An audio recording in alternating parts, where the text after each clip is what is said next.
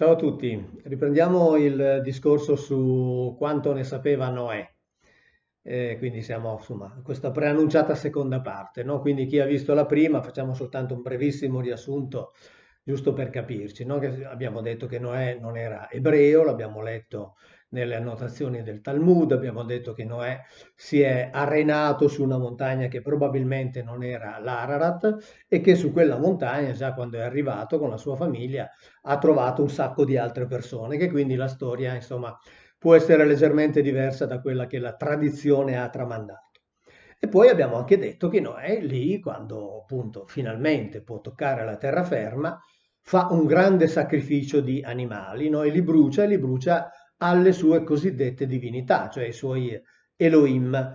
E già lì, insomma, si fa una considerazione dicendo che aveva fatto un sacco di fatica nel salvare questi animali e portarli sull'arca e poi li brucia in grande quantità. Se è anche vero che ne ha portato 7 coppie, perché poi i racconti lì, anche biblici, insomma, non trovano accordo tra di loro, che ne ha portate 7 coppie, in ogni caso, bruciando una gran quantità, rischiava veramente poi di rimanerne senza. Tra l'altro, però, questo sacrificio ricorda un racconto della cosiddetta mitologia sumero-accadica, della epopea di Gilgamesh, no? Nel quale si dice che appunto il Noè sumero-accadico, che è chiamato Ziusudra o Udnapishtim, fa appunto questo sacrificio e brucia una grande quantità di animali, produce una grande colonna di fumo che, come ho spiegato un sacco di volte sia nelle conferenze come ho documentato nei libri,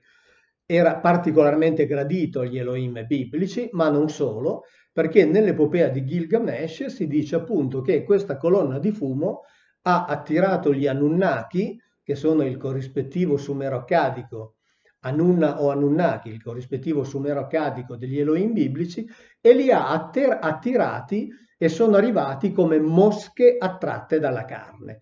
Ecco, questo già ci dice, insomma, che tipo di, fra virgolette, rispetto potevano avere per quelle loro divinità, se, come qualcuno dice, magari, ah, ma è un'allegoria, è una metafora, beh, insomma, voglio dire, è una metafora abbastanza pesantina, no? Rappresentare le proprie divinità paragonandole a delle mosche che vengono attratte dalla carne, direi che insomma è qualcosa quantomeno di sgradevole.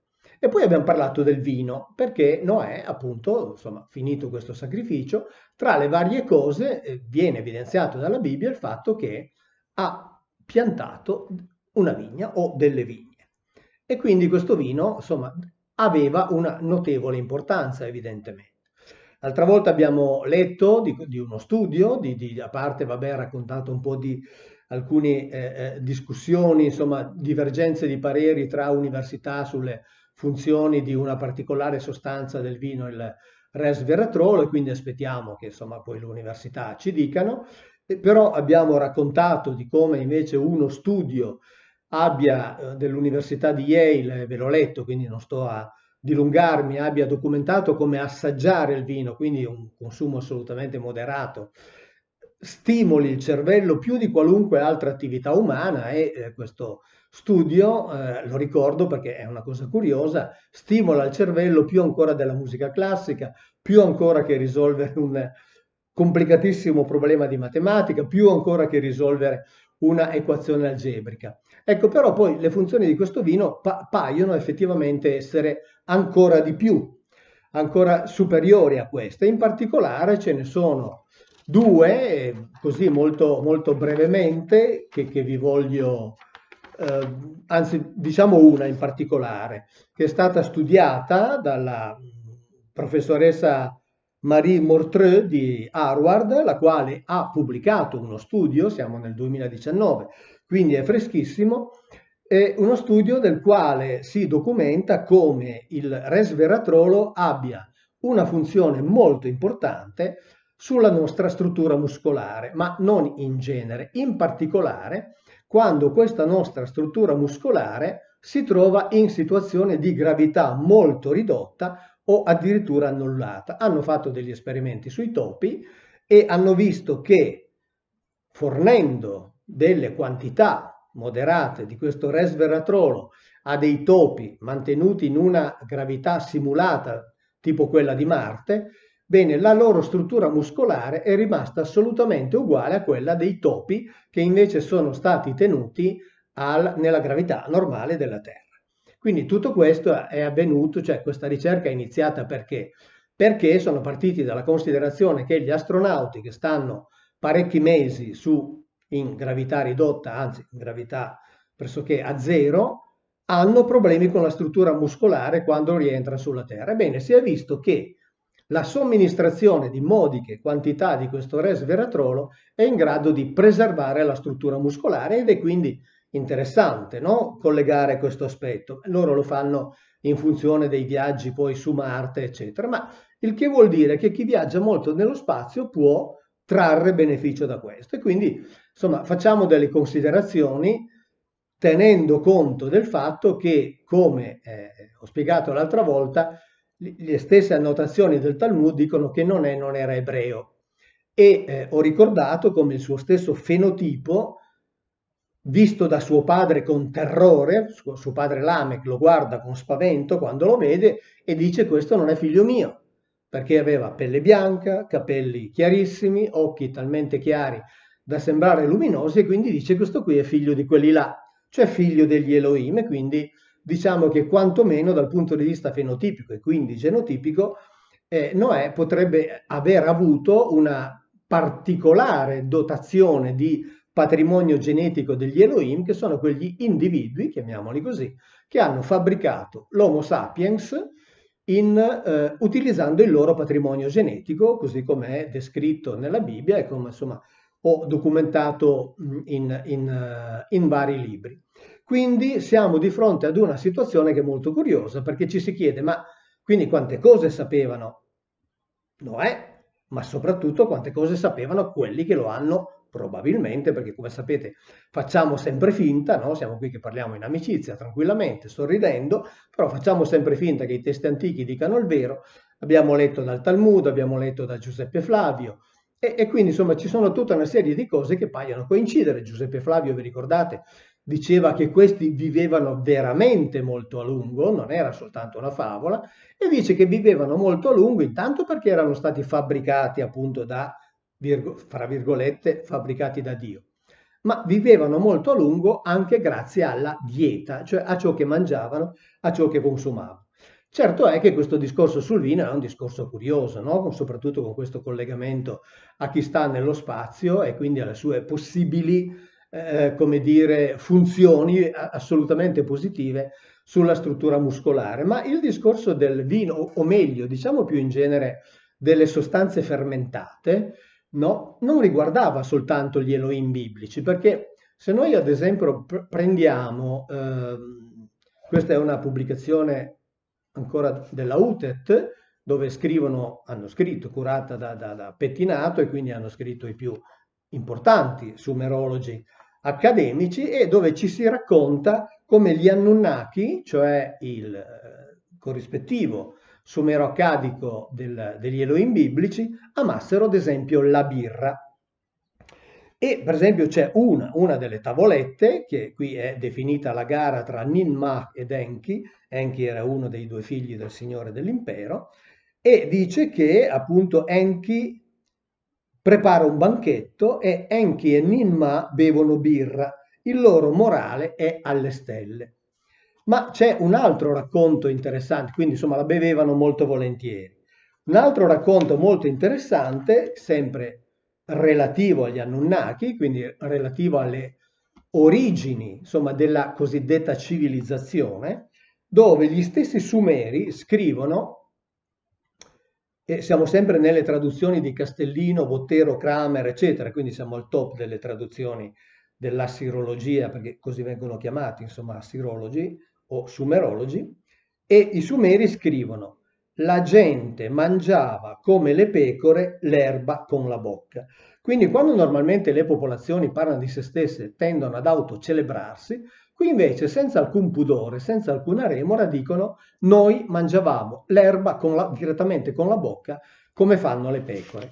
E poi ovviamente intervengono gli Anunnaki, i quali portano a questi individui invece la conoscenza della coltivazione dell'orzo, dei cereali e in particolare dicono in quei giorni lontani grano, orzo e cereali han dall'interno del cielo fece scendere sulla terra, cioè hanno portato giù le coltivazioni e An, sappiamo, è il nome del signore dell'impero e con ogni probabilità significava colui che sta in alto, esattamente come Elion nella Bibbia, che è il capo degli Elohim, quello che poi spartisce i vari popoli, ma avremo modo di parlarne, spartisce i vari popoli tra i vari Elohim a lui sottoposti.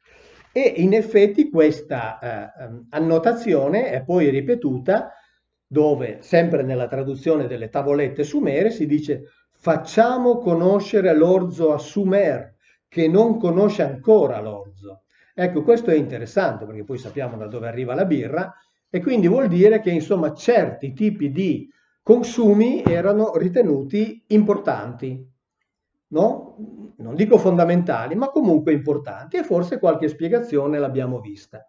Certo, erano ritenuti importanti ovviamente se fatti con moderazione, no? Perché se noi torniamo al racconto di Noè, qui leggiamo direttamente dal testo della Genesi pubblicato dalla casa editrice ebraica Mamash e quindi leggiamo nelle annotazioni, leggiamo che a Noè, insomma, è successa una cosa strana.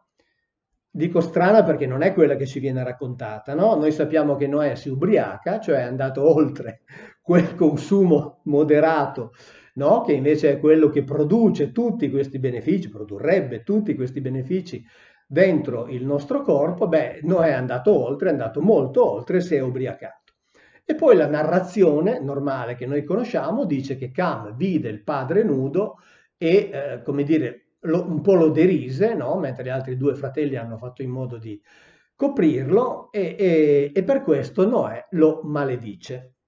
In realtà, nei commenti a questo passo, e lo leggo direttamente dal testo, un midrash, cioè appunto uno di questi commenti, precisamente il midrash Pirkei de Rabbi Eliezer, insegna che Canaan, cioè Canaan, che era figlio di Cam, aveva castrato Noè e Cam, cioè il padre di Canaan, aveva assistito a questo reato senza reagire. Ed è per questo che è stato maledetto, cioè Cam e tutta la sua discendenza viene maledetto, la sua discendenza maledetta. Quindi, insomma, andare oltre i consumi moderati no, può produrre tutta una serie di effetti, vabbè, questo insomma è l'effetto estremo, esagerato per via dell'intervento di questo nipote di Noè che insomma, avrebbe fatto questo stando alle annotazioni qui. Quindi è interessante fare delle riflessioni su questo, fare delle riflessioni su quanto loro ritenessero importante questa bevanda, l'abbiamo visto, sia dal punto di vista degli Elohim biblici, sia dal punto di le bevande fermentate, diciamo così, sia dal punto di vista degli Elohim biblici che dal punto di vista degli Anunnaki sumero-accadici. E chiudo con una cosa, un'altra curiosità. Abbiamo detto appunto che nelle note del Talmud, dove letta nel precedente video, si dice che non era ebreo e in effetti poi la tradizione orale dice che Noè ha ricevuto delle leggi che valgono per tutta l'umanità, mentre Mosè poi ha ricevuto delle leggi che valgono solo per Israele, cioè solo per Giacobbe e la sua discendenza, no? Che sarebbero il popolo che è stato scelto, ma da quel che si capisce dalla Bibbia, in realtà è stato assegnato a Yahweh da Elion. Mentre Noè, appunto, la cui origine forse è ben oltre quella semplicemente ebraica, l'abbiamo già visto, no? Con questa commistione di patrimonio genetico documentato probabilmente dal suo fenotipo, e allora Noè aveva 7 leggi che devono valere, dicono, per tutta l'umanità.